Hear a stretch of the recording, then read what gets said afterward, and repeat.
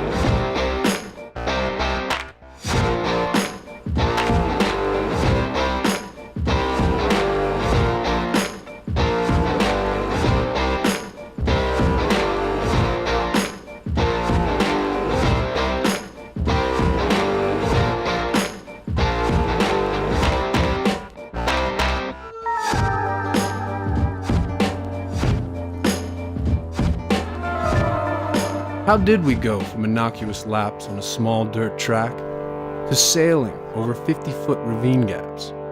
Well, the origins lie in Marin County, California. In the early 1970s, a group of cyclists from Marin County began retrofitting and racing old 1930s and 40s Schwinn paperboy bicycles with better brakes and fat tires. They raced down old logging roads, descending 1,300 feet down Mount Tamalpais. These early Marin clunkers, a combination of hippies and outcasted road racers, included the likes of Joe Breeze, Steve Potts, Gary Fisher, Charlie Kelly, Tom Ritchie, and Alan Bonds, many of whom would come to shape the mountain biking industry. In 1977, Joe Breeze began welding the first 10 custom mountain bike frames and sold out immediately. In 1979, Gary Fisher and Charlie Kelly started a company called Mountain Bikes and bought frames from welder Tom Ritchie. That year, Gary Fisher built 160 bikes. The next year, 1,000. In 1982, Specialized released the Stump Jumper, the first true production mountain bike. What had started out as a way for a few isolated pockets of hippie counterculture to get off the pavement and into the woods had turned into a national phenomenon. Like the hula hoop, the Rubik's Cube, or the Jonas Brothers, mountain biking had caught on like wildfire.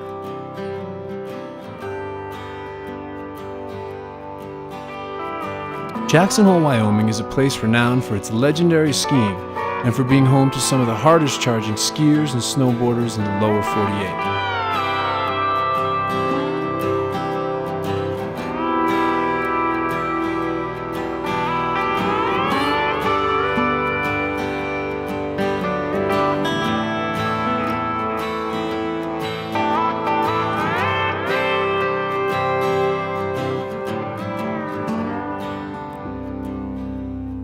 Unknown to even most mountain bikers, Yellowstone might have also been host to the first cross-country bikers. In 1896, the 25th Infantry, called the Buffalo Soldier Bicycle Corps, rode, walked, and carried their bikes cross-country to Yellowstone National Park, 500 miles from their Fort Missoula base. This historic trek was the beginning of a passion and innovation that continues today. In the summer of 2000, a group of locals began to explore the possibilities of a new variation of an old sport on Teton Pass, free-ride mountain biking, a variation that would challenge what was once thought possible on two knobby tires and a metal frame.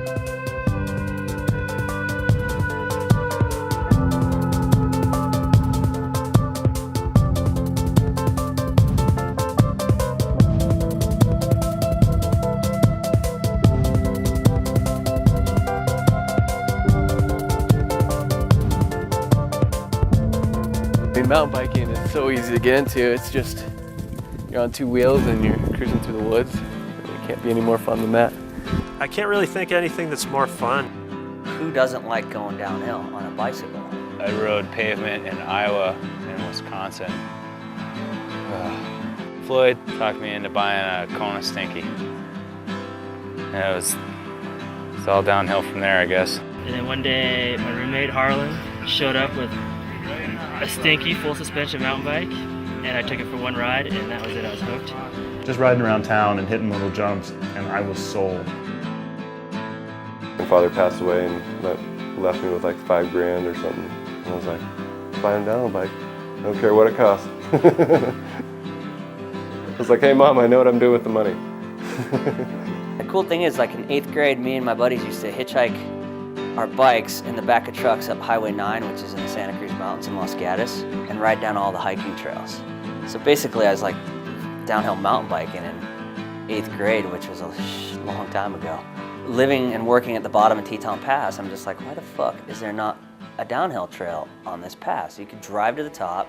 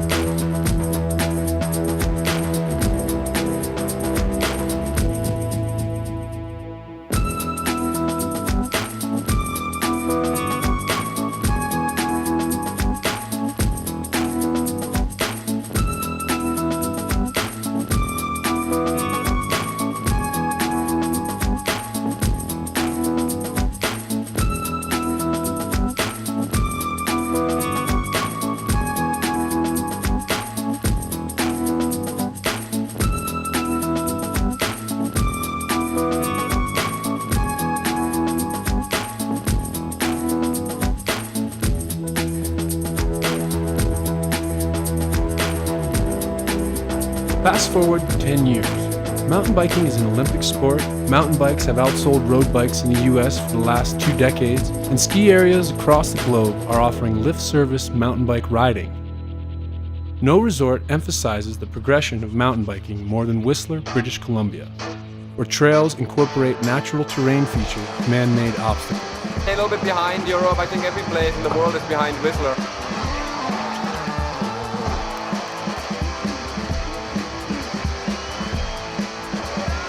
This new and exciting subculture of mountain biking was captured on film by North Shore local digger Bjorn Enga, Greg Stump, and Free Ride Entertainment in their movies appropriately named New World Disorder.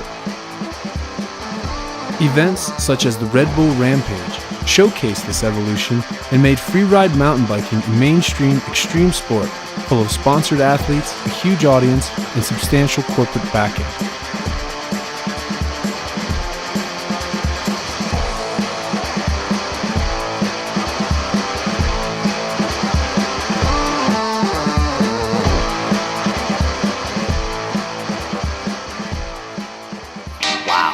It kind of just struck a little fire in my head. And I said, fuck, dude, if these guys can build these trails on these ski lifts, I can build a trail on Teton Pass. place, started working. Floyd was the first knucklehead that started doing the trails. It was kind of his deal at the beginning. It was sort of this one-man army. I went up one day and I'm gonna go up on the pass and I'm gonna scout a line. I bought a chainsaw and we'd go up and with rakes and shovels and pickaxes, and I'd put a chainsaw in a backpack and do it. Floyd pretty much had the energy to go out and start building these trails on his own and was looking for help, so it seemed like a good thing to do. We'd go out and help build these trails. It didn't seem like we were doing anything illegal or bad. I think the first day a downhill trail got built, there was 4 people out there and the shovel hit the dirt for the first time.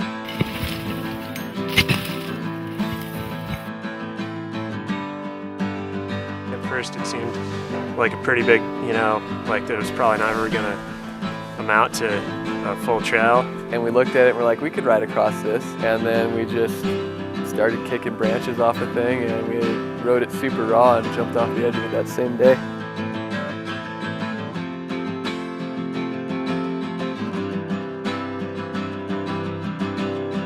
Only like 8 guys total in the whole valley had suspension bikes. And they all kind of helped out, and it was a mix and match, and some got built from the bottom and some got built from the top, and then nothing got built in the middle, so that kind of turned into a skid line. That became the Ritalin Trail, and I really still love the Ritalin Trail. It's an awesome trail.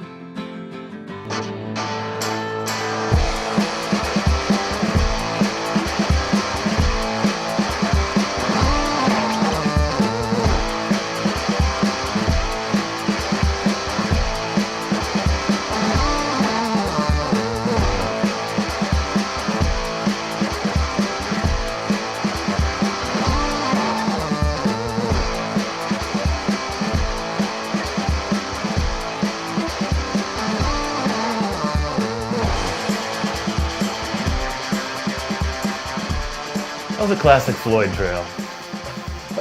Poorly laid out, straight fall line. It was gonna have erosion problems.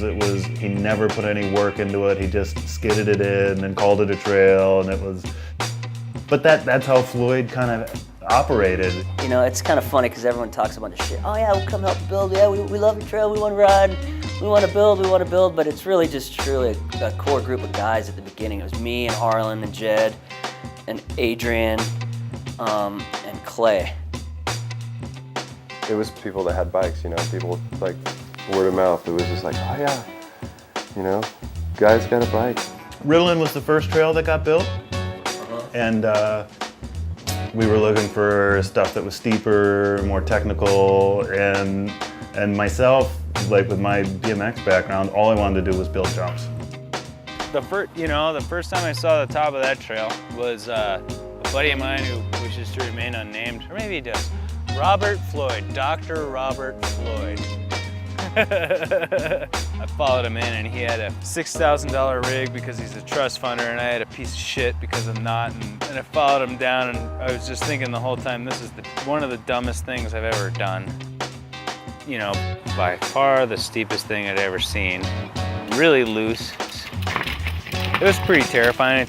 Ritalin, you'd start out really rocky and real technical, and then it was just steep all the way down the whole first part of that run. It was the first time I ever rode this trail, and the last words before Jed dropped in, he goes, "Whatever you do, don't skid." And I watched him skid down the whole trail. Like all of that, it was part of the learning process for sure.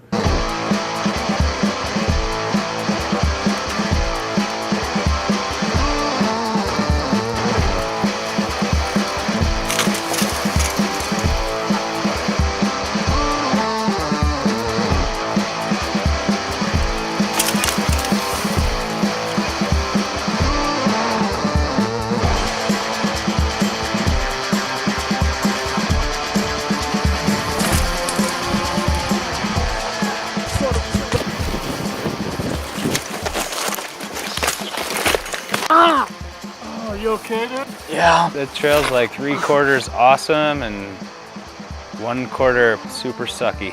But yeah, that was the one that kind of launched the whole idea of like, wow, we can go out and make stuff happen. And so that brought us so much closer together, you know, like, wow, man, this is great.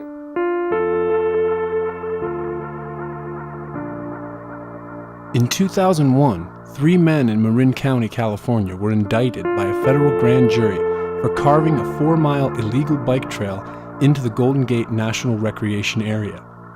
They were ordered to pay more than $34,000 in restitution for the destruction of federal property, placed on probation for 3 years, and were banned from the federal park system and all federal lands during their probation.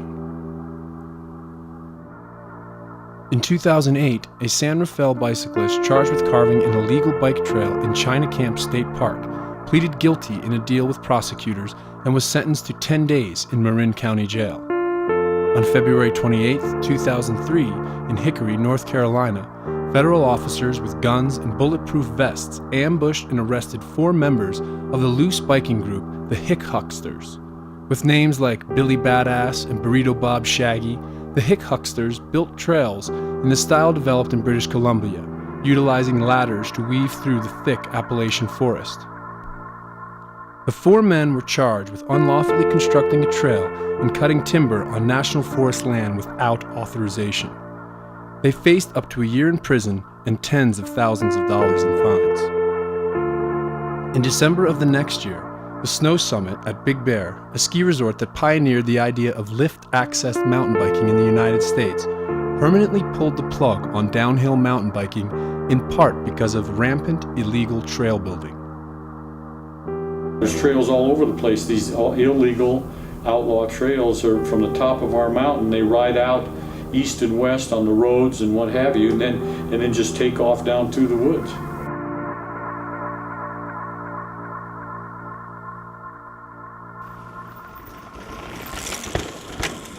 By the end of the summer of 2000, the combination of the growing popularity of the sport and the locals' desire to progress to more difficult terrain served as a catalyst for talk of a new trail. The next year, we looked at a topographic map, and I said, Harlan, you and I got to go out there, scope this out. So we went and scoped it out on a pair of skis. All the downhillers organized the next year and went out and skied a line in the winter and found the lamest ski line that everybody hits, and decided to be a great mountain bike trail. When it started to melt, we started actually building the lithium trail from the bottom up. Floyd, he was always like, yeah, let's go, we gotta go ride this. He's like, that's the best way to get a trail going, is just ride it in. I remember going through the gully and just snaking through, and it was rough, man. There was no trail. We were straight up bushwhacking. But he was like, this is where the trail's gonna go, follow me. Then more and more jumps started to happen as more trees fell or somebody wanted to get up over this rock or that root. It was really creative and fun for me. It was kind of like painting a masterpiece. I could build the trails how I wanted them.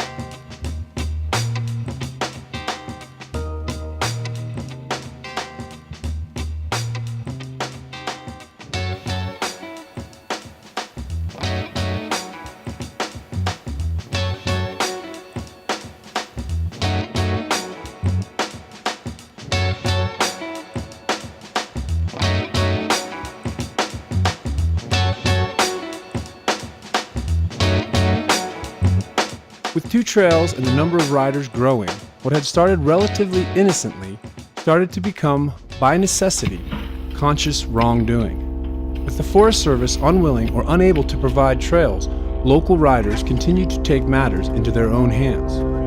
Secrecy and conflict became inevitable. We knew we weren't doing something that was quote-unquote legal, but at the same time, we felt like no one else was going to do it. Nobody knew about it, not even people, nobody talked about it. The guys on Teton Pass were so secret squirrel about it that unless you were part of their club and their little group, you didn't know about it. The Forest Service was looking for a couple years before they even found one of the trails. If they were people I didn't know, I was like, who the fuck are you? What are you doing out here? And how did you find this trail? I never was told how to get to a trail. I'd have to be riding with the guys that were actually building the trails to be able to find those trails. It was kind of this weird feeling of being up here and digging or whatever, and kind of having to look over your shoulder and wondering if you were actually going to get popped by the feds. That was always in the back of your mind, like, what's around the next corner. I'm looking over your shoulder and wondering if Forest Service guy's gonna walk down and want to know what the hell you're doing. We left a bunch of down trees. You actually had to get off your bike and hoof your bike. Being up on the top there and looking down in the town and wondering, should we be in the woods? Can anybody see us from down there? Planes would fly over, helicopters would fly over and be like, oh shit.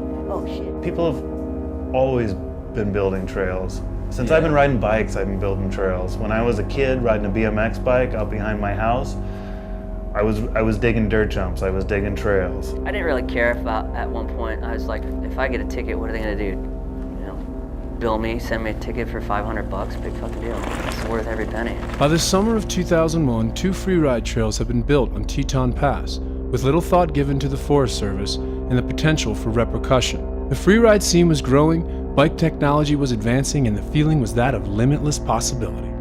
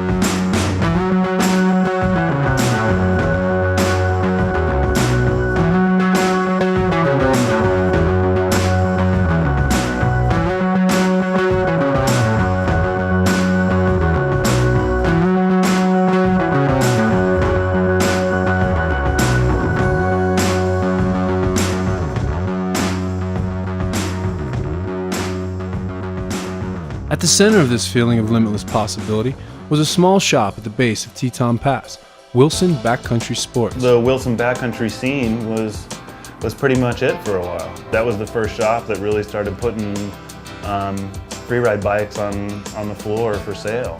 The bikes were getting bigger, more suspension and more travel, and the boys wanted bikes to match the trails. And Andy, he financed that first Stinky of mine. I didn't have the money to pay for it, and he continued to do that for all the employees, so that's kind of how this barrage of downhill parts really started coming in, because he kind of financed the whole revolution. But having the shop right at the base was just a gold mine for the development of these trails. Floyd ended up working there, Jed ended up working there, Harlan, all the people that were kind of associated with the beginning. It was perfect because we could go right from work, shuttle up, leave the car at the bottom at the shop, and ride right back to the shop.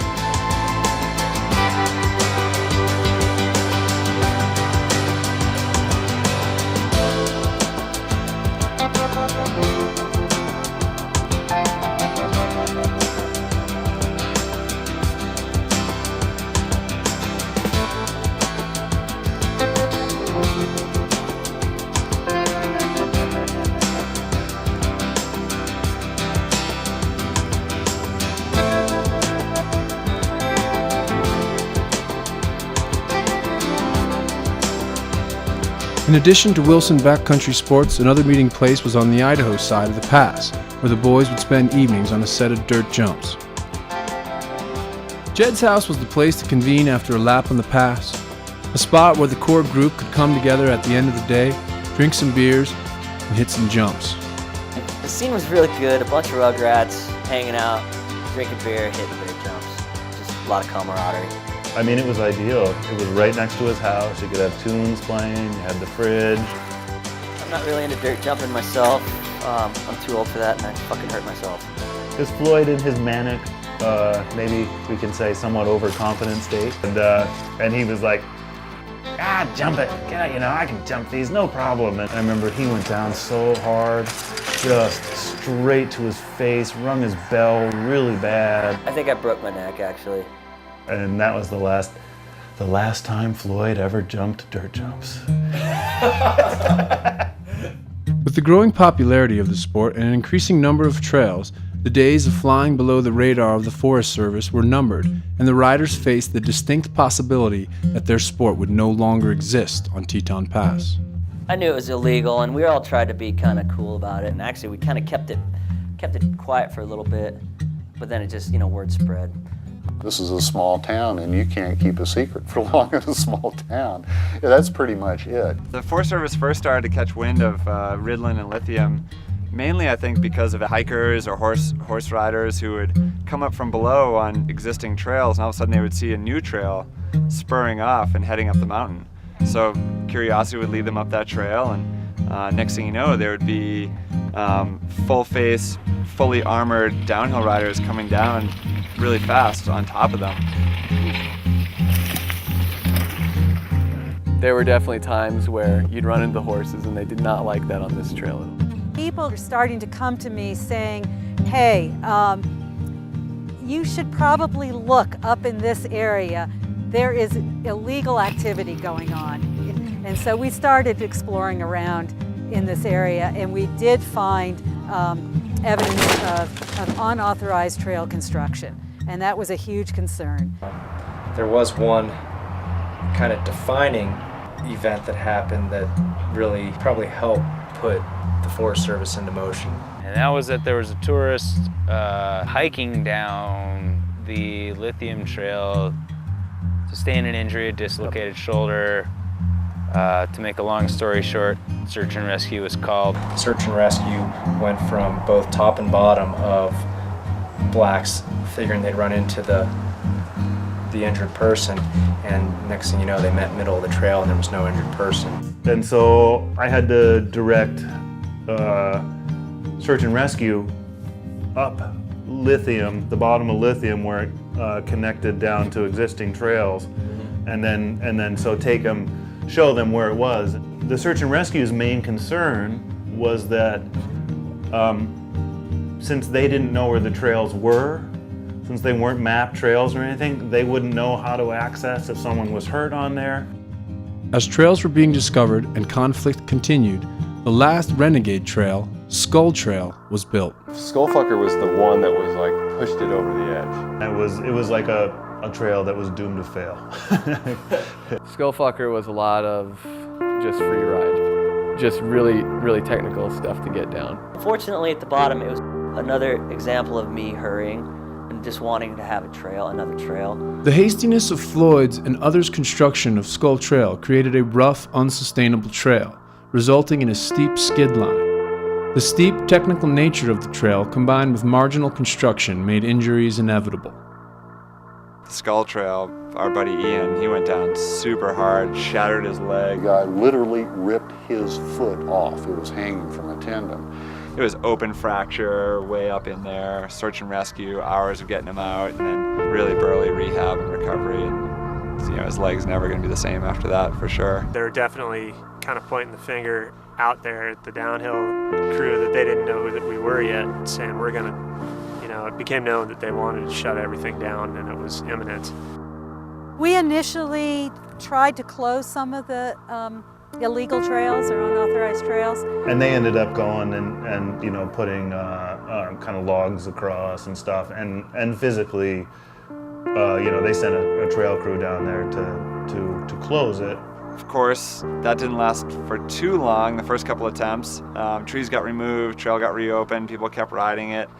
And you know what? I mean, what are they gonna do? Fucking close all the trails? Ritalin, lithium, Skullfucker came out, you know, like we were gonna ride whatever we wanted. We'd always say they could put trees down and we can take them back off. But again, once a trail is established, it's very hard to get rid of it. This is here to stay, and if you guys fight it, you're gonna lose. Because these people we're gonna ride mountain bikes downhill all the time forever. Eventually they did more work than the crew of downhillers that we had working on these trails, and they put enough trees down where they kind of surpassed us on our ability to think that we could always keep this thing open. One of the downsides to having legal trails is the trails get built hastily and undercover, and there's nervousness, and what that really encourages is poor trail building. A lot of the trails that we see that are just created by users go straight down fall lines or down the bottom of a drainage, and over time, as the vegetation is lost, those trails turn into pretty major erosion gullies. And then they're not, as they turn into a gully, they aren't really usable. And so then another trail develops and you end up with a pretty big scar on the land. From the discovery of their trails to injuries and eventual trail closures, the summer of 2003 ended poorly for the riders.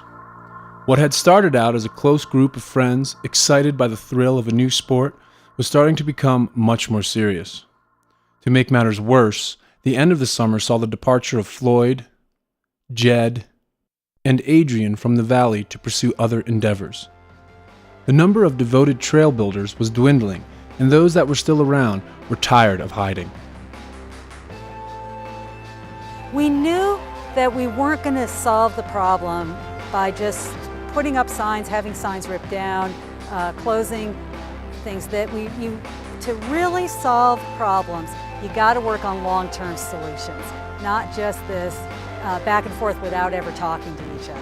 Following the tumultuous summer of 2003, the riders, tired of sneaking around and having their hard work go to waste, made a move that distinguished them from other rider conflicts around the country and reached out to the Forest Service and other groups on Teton Pass. Harlan and Kevin both came forward and started working with us that winter. What can we do? How can we work together? So we just wanted to get out there and make it known that, you know, we want to save whatever trails we built. And I guess there was the risk that they could in turn try to turn around and peg us individually for, you know, what was actually a crime, you know, building these trails on public land. The gal Linda is one of the coolest ladies I've ever met in my life. And she could have shut this shit down 5 years ago, and at that point in the game, Floyd was gone, Adrian was gone, Jed was gone, everybody was gone. I was the only one kind of hanging on, and I was ready to fucking just throw in the towel. I'm not gonna go sneak around anymore. I give a lot of credit to the downhill bikers. If there hadn't been a couple of people that were willing to come forward and say, we will take responsibility and we'll work to make this better, it wouldn't have happened. That spring, the Forest Service and hundreds of people from different user groups, including hikers, horseback riders, and biking organizations, came together in a series of town meetings to discuss the future of the trail system on Teton Pass. And that's when it all came about, the first public forums, and I was called in to kind of be the liaison between the biking community and the community. So a bunch of us from different shops and different riders and whatnot started to meet on a regular basis, and that's when we decided to form our own organization, and the Teton Freedom Riders came about. Contrary to the Forest Service mission of multi-use, those who had gathered at the old Wilson Schoolhouse agreed that some uses, specifically downhill mountain biking, were by nature incompatible with other trail users. But instead of shutting the freeriders out of the National Forest, the meetings took an unprecedented turn to find a way to include the freeriders. It was very apparent that cross-country mountain biking was starting to level off and downhill mountain biking was growing fast. And it wasn't going to just go away. It brought with it different needs in terms of what kinds of trails and how you design a trail system. And that was the birth of the first user-specific trail system in the United States Forest Service. History had been made as a small group of Jackson locals managed to help create the first downhill-specific trail system in Forest Service history. the newly formed Teton Freedom Riders would build, maintain, and manage all downhill-specific trails and would report directly to the Forest Service. Still, this by no means guaranteed success, and the future of freeride mountain biking on Teton Pass remained uncertain. Compromises had to be made, and the Teton Freedom Riders had to prove themselves as worthy stewards of these new downhill-specific trails.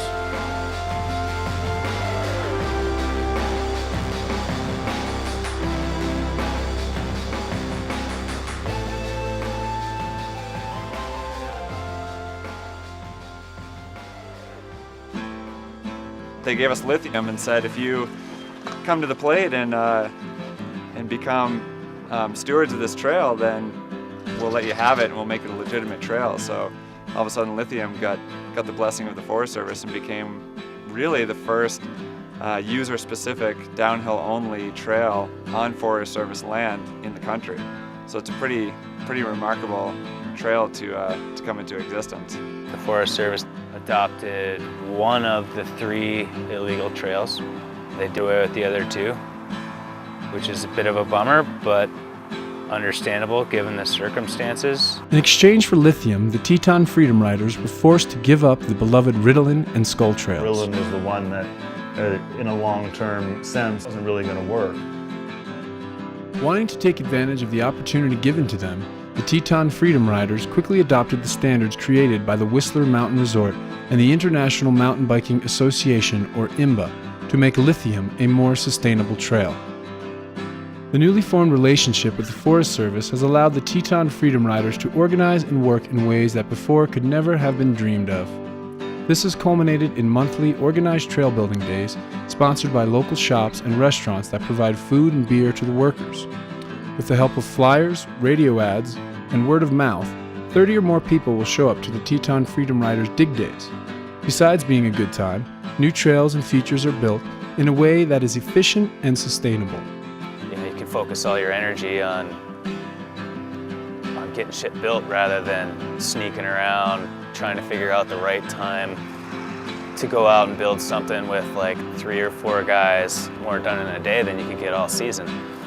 That's amazing if everybody gets together and does something like this, and we can have a great network of trails around here for everybody to enjoy. It's pretty big. I mean, man, when you got feds helping you build a jump, Jesus. It's awesome. Not to mention the fact that most of the stuff we built before we were legit sucks. 3,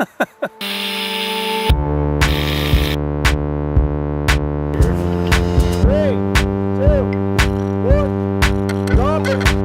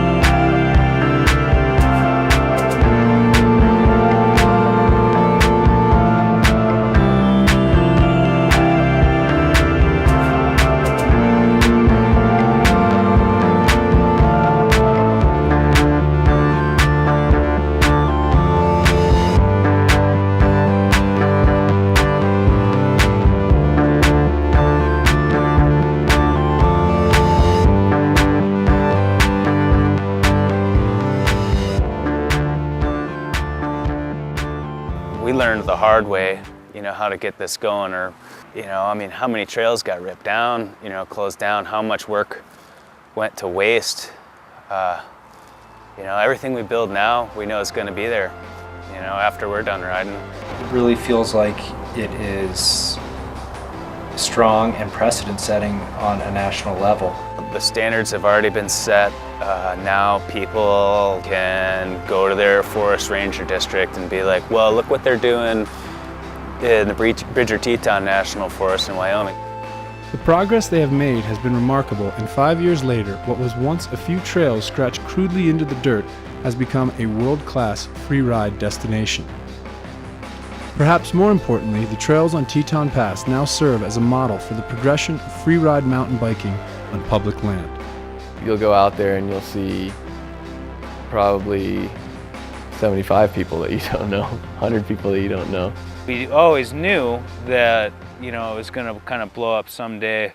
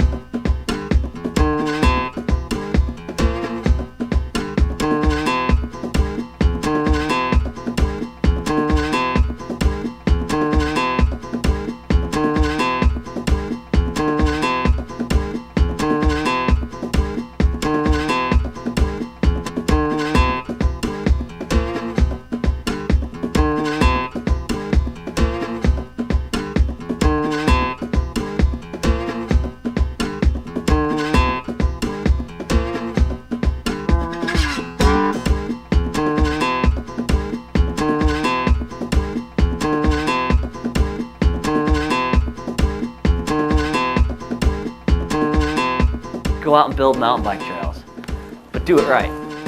And don't do it in places that are going to affect wildlife and stream erosion, and little fishies, and flowers, and butterflies. You got to watch out for the butterflies. Hopefully it just gets better, you know, like the future.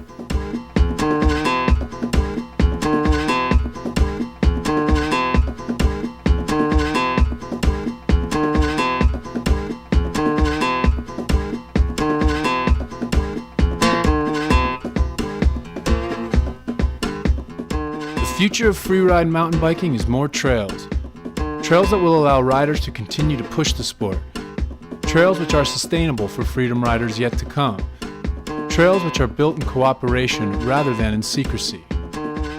And so we wait, waiting for new well-built trails, waiting for the riding with good friends, waiting for the coming season, waiting for freedom.